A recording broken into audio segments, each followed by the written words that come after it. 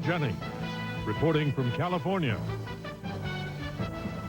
Good evening from Sacramento. We're here in California's state capitol, and that is the Capitol building behind us, to hear from people on the state of the nation and the challenges overseas.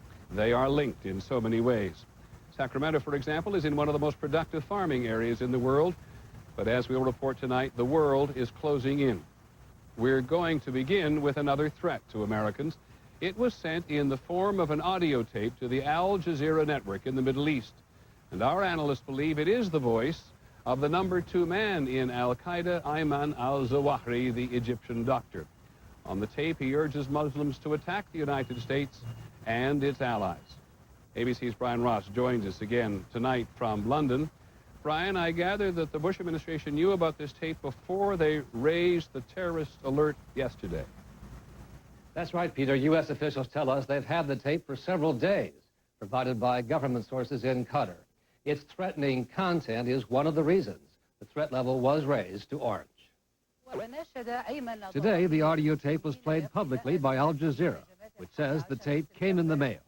Over a still photograph of Dr. Zawahiri, the voice delivered an unusually specific list of Arab, European, and U.S. targets, from Saudi airports to the Suez Canal to U.S., British, Norwegian, and Australian embassies and troops in the region. Zawahiri more or less invented the notion of suicide bombing in Egypt, and it's become the trademark of Al-Qaeda. The quality of the tape is poor, with children's voices in the background. But in London today, an Egyptian lawyer who knows Zawahiri said he believes the voice on the tape is authentic and will inspire his followers. They respect this man. They respect this man. I know, and they love him. Notable by his absence is Osama bin Laden, who has almost always appeared next to Zawahiri. But Zawahiri is no less strident in his call to Muslims to follow the lead of the September 11th hijackers. The tape does indicate that Zawahiri is issuing orders now. The Crusaders and the Jews, the voice said, are only convinced through coffins, the burning towers, and the collapsed economy. There's no mention on the tape of last week's suicide bomb attacks in Riyadh and Casablanca, although the final line seems to anticipate a big attack. Quote, "Coming days may bring news that will heal your heart." That coincides with other U.S. intelligence reports about what may happen in the next 3 days. Right now, Washington is looking at the dates of May 21st through May 24th as the window in which this attack might take place, if it's going to take place. U.S. officials also don't discount the possibility the tape is mostly disinformation, its own form of terror, put out before a major U.S. holiday, stretching law enforcement resources thin, and giving people across the U.S. and here in Europe a bad case of the jitters. Peter? Many thanks, Brian. Brian Ross in London tonight. It doesn't matter where we are in the country today. A number of people in law enforcement tell us that they distributed much of the latest information about potential terrorist attacks even before they really had a chance to analyze it. And so on day 2 of the elevated alert status, along with the very visible display of increased security, there's an effort to figure out which, if any, of these threats are credible.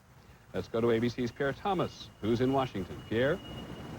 Peter, government officials are poring over all the intelligence, trying to assess whether it's credible or not. But they decided to pass it along to police anyway. Fighter jets are again patrolling over major U.S. cities, including Washington and New York. Anti-aircraft missile batteries are again deployed near key locations in Washington. At New York's Grand Central Station, heavily armed police. A similar show of force last night at Fenway Park in Boston. Expanded Coast Guard patrols for Fleet Week at New York Harbor. At airports from Los Angeles to Pittsburgh, more random searches. Late today, there was an explosion in a room at the Yale Law School. There were no injuries, but the FBI, the ATF, and the Regional Joint Terrorism Task Force raced to the scene. In an exclusive interview on Good Morning America, FBI Director Robert Mueller said he believes the added security works. We know that from our interviews of detainees. We deter attacks when we go to high alert. The heightened alert came on the same day that the Transportation Security Administration issued a memo to U.S. airlines warning of threats to U.S. aircraft involving explosives, including shoe bombs. The report called the threats credible and potentially imminent. One FBI official told me today they look at all the intelligence and then make an educated guess. Peter? Thank you, Pierre. Pierre Thomas in Washington. Here's something we all know. Every time the government issues one of these terrorism alerts, it costs money, and in this state capital and every other one, they do not have enough money. More security invariably costs more. Just think of police overtime, for one thing. Local governments have tried ever since 9/11 to get more money from the federal government, and it is not easy. ABC's Brian Rooney reports tonight from Los Angeles. When the nation goes on higher alert, the Los Angeles Police Department increases patrols at the airport, the port, and a list of 605 potential targets. But they try to do it all without spending extra money because it's not in the budget. And the federal government has not delivered promised help. We're now, almost 2 years away from 9/11, and we're still have received almost nothing in the way of federal government reimbursement. Bratton says the added burden of training and staffing an anti-terrorism squad costs tens of millions of dollars a year. It's the same in San Francisco, where tighter security for the city's landmarks and anti-terrorism efforts have cost about $50 million with no help from the federal government. The city of San Jose has spent $23 million. We have gotten piddlings. The whole amount we've gotten back is about $207,000. And it befuddles us. We just don't understand how the process works. They can't look to the state for help because the state of California is running a $30 billion deficit. The last time the country went on orange alert during the Iraq War, it cost Los Angeles $4 million, all paid by a city in financial trouble. That is the crux of the debate that has been waged since 9/11, that the idea that this is a national issue that is being borne by the local governments around the country. And it's not fair. And it's not temporary. Preparing for terrorism has become a permanent function of local police and governments. Brian Rooney, ABC News, Los Angeles. The terrorist alert status for today. Now to Iraq. U.S. intelligence officials say they have concluded that the 2 tractor trailers which they found in northern Iraq during the war are laboratories for making biological weapons, but they have found absolutely no trace of biological agents in them. 9 weeks after the war began, there is no tangible evidence of any biological or chemical weapons in Iraq at all. And today, some of the president's critics in Congress have asked again, wasn't this the reason the administration went to war? Here's ABC's Martha Raddatz. After combing through the 2 mobile trailers for more than a month, a U.S. intelligence report, portions of which were read to ABC News, has now concluded that biological weapons agent production is the only consistent, logical purpose for these vehicles. The intelligence community, I think, is convinced now that that's the purpose they served. The intelligence report says the trailers are strikingly similar to those mobile labs described by Secretary Powell in his UN speech last February. Labs, he said, were capable of producing anthrax. But not a trace of biological agent has yet been found on the trailers. In other words, say former inspectors, this is no smoking gun. I don't think that even evidence that these were biological labs would be sufficient until there is clear proof that weapons were, in fact, produced in these facilities. Scientists and politicians say the failure of the U.S. to find a smoking gun raises many serious questions, with Senator Robert Byrd today accusing the Bush administration of duping the American people. They have so far turned up only fertilizer, vacuum cleaners, conventional weapons, and the occasional buried swimming pool. U.S. forces are increasingly frustrated and frantic. Al Jazeera television reported today that the U.S. will start offering rewards to Iraqis who can lead them to weapons of mass destruction, since the forces can't seem to find them on their own. Martha Raddatz, ABC News, Washington. A couple of other items overseas today. There's been a major earthquake in Algeria. The center of it is apparently 30 miles east of the capital, Algiers. First reports from the government say that 40 people at least have died and more than 300 people have been injured. In Afghanistan today, there was a gunfight between Marines guarding the U.S. Embassy in Kabul and Afghan troops. 4 Afghan soldiers were killed.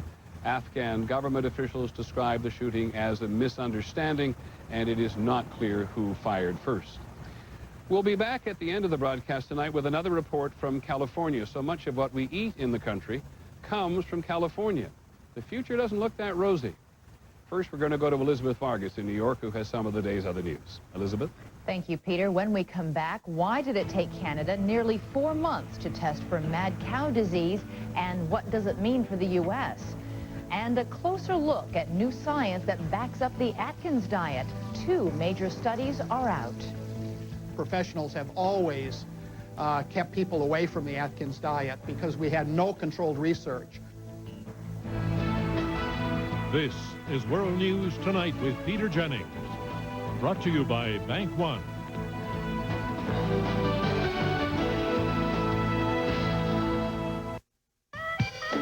Don't we need broccoli?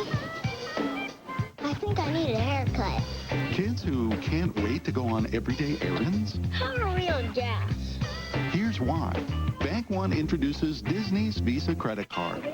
The new way to turn your everyday spending into magical Disney rewards. Disney's new Visa card. You don't know what I had to do to get here. Only from Bank One.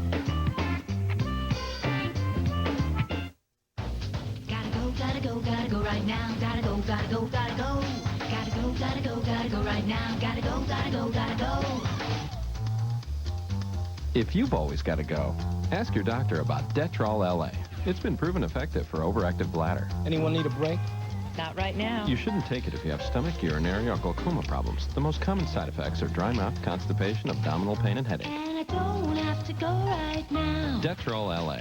When you've always got to go. Ants. Ugh, not good. Spiders and roaches, they're even worse. You spray, but they just keep coming back. The solution? Ortho Home Defense. Just one application helps eliminate bugs for months. Spray indoors to kill bugs you already have. Then spray outside to form a barrier that helps prevent new bugs from getting in. Ortho Home Defense gets them out, keeps them out for months, guaranteed. Right, Murph? Ortho, always the right solution.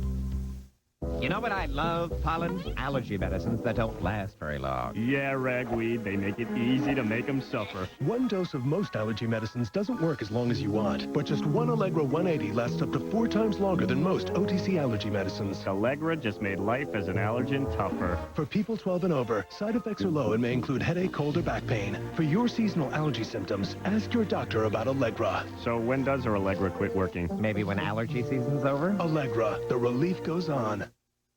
The U.S. said today that Canadian beef already in this country will not be treated any differently, despite the announcement that a Canadian cow had contracted mad cow disease.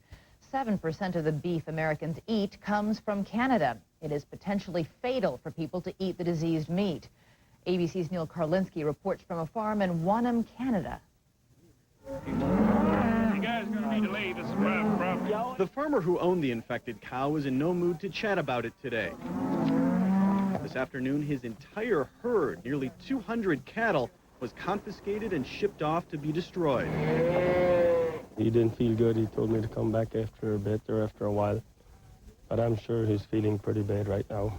Canadian food inspectors said today they had identified additional farms with cattle that had either mingled with or eaten the same food as the infected cow.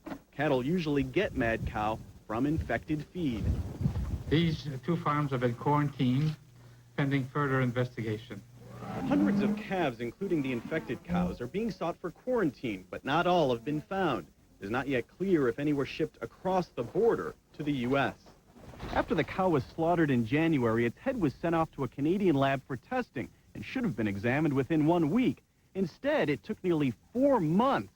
Veterinarians claim they were short-staffed. We ought not have a cow's head in a freezer someplace for 3 or 4 months only to discover later a cow had mad cow disease. That is gross incompetence in my judgment.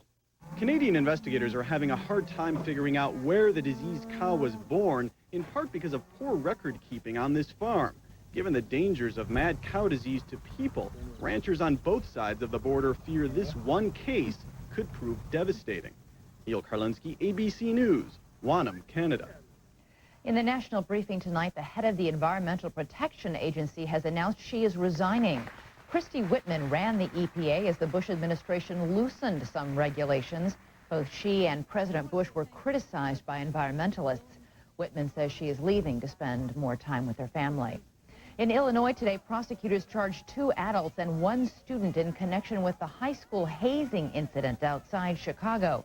One woman was accused of purchasing beer for the minors.